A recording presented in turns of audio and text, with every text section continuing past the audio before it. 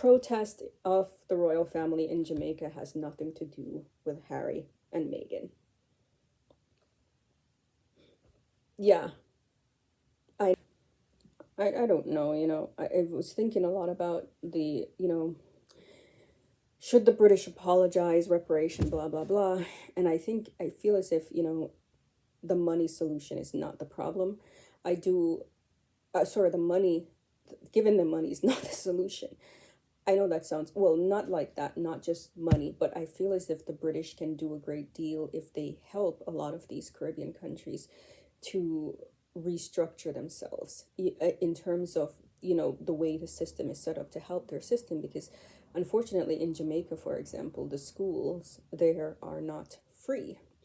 And this is something, I know many activists in Jamaica have been working hard to make sure that schools are free. And this is one way the British could help. I feel as if money should go towards the making the Jamaican school system at least up until high school free. And that would do a great deal in terms of helping the society. And that's where a lot of the money should go, instead of just, here's the, give the money to the government. There's a lot of corruption there as well in the government, so that's probably not a good idea. But this is where the money should be going. It should be doing in the infrastructure, the school system, and a lot of things like that, instead of just building prisons. Because yeah, that was offensive. Building prisons. So we're gonna fix this. Instead of just building prisons, it should, the British government can work with not just Jamaica but a lot of these Caribbean countries and former colonies to help them reconfigure and restructure their governments in a way that is beneficial for the long term, in terms of this is what the Commonwealth can be. But I know the British are very hands off, and it's just like, well, we're no longer running your government, so we're going to move on, and it's up to you to do whatever. It's not, again, the royal family are not, they're ceremonial heads of state. They have no direct involvement in the running of the governments of these countries, but the British government can in fact work with these governments to help advance and better off their societies, which is what I think reparation could look like for a lot of these countries. But the British have been very hands off, and they're not, their nature is that they don't believe in apologizing. They do see themselves as a superior species to everyone, the British. And I do mean everyone. And when I say British, I mean British, and more specifically the English. They are not, they've always seen themselves as superior to Europeans, superior to everyone else. And if they see themselves as superior to Europeans, they of course see themselves as superior to everyone else. The point is, I know people, and I feel as if, a lot of these people who are so indignified are people who have an agenda, and it's not rooted in any kind of logic, common sense, or anything else. These are people who just, they hate the royal family because of colonialism, but they can't really tell you what the royal family currently does. And they can't tell you, these are people who think the royal family hasn't changed in 500 years or more. But if the royal family didn't change and didn't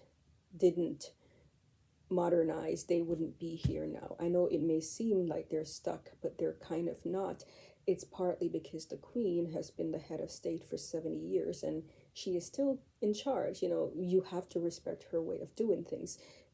I know for a fact that Charles and Williams have their own way of doing things, but they're not in charge, so we don't know what it will look like under them. But I feel as if this is one way of working to improve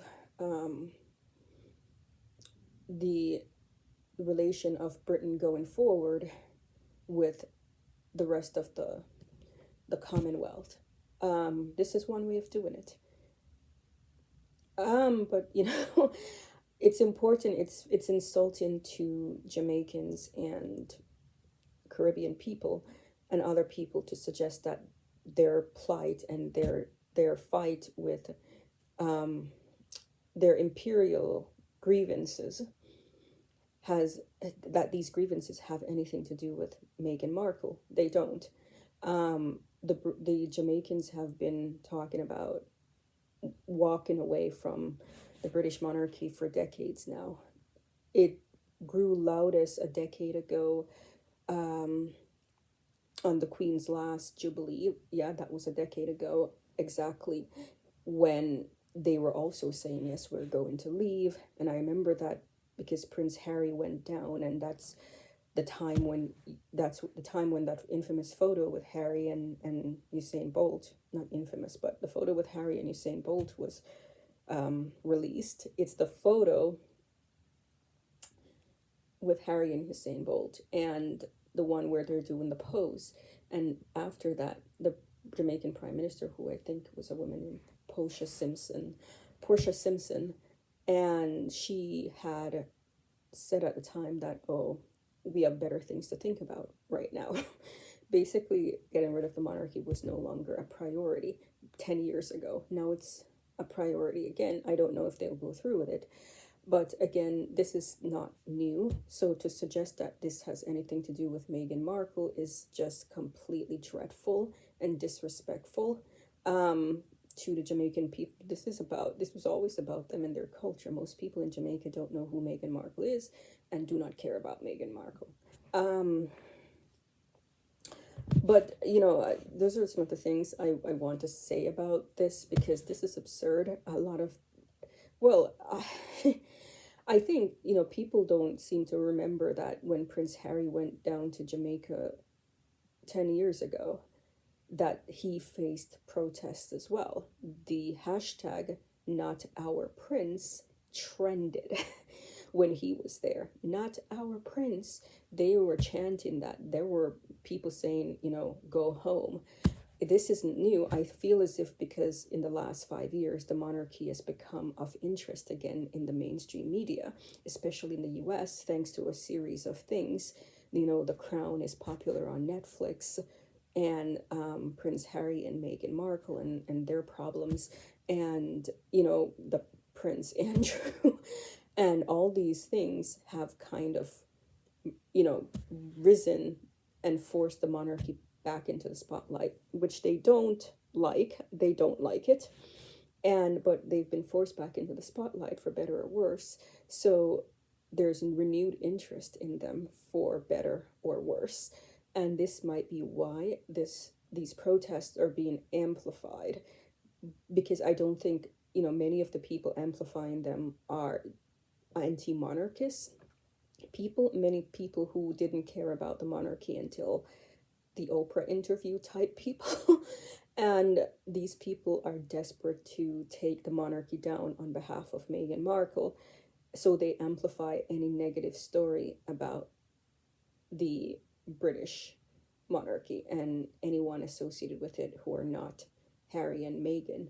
And this might be why we see a lot of this, but please also know again that anti-monarchist protests in the Caribbean is nothing new, especially not in Jamaica.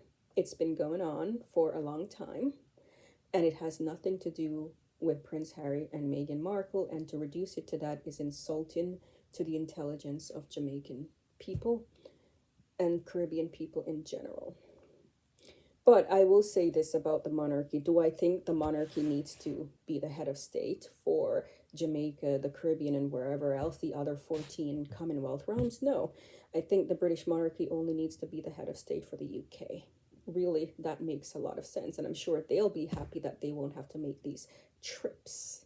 They will likely still make diplomatic trips, but now it will be specifically for Britain's needs and not simply to let the Commonwealth realms know they still exist. But anyway,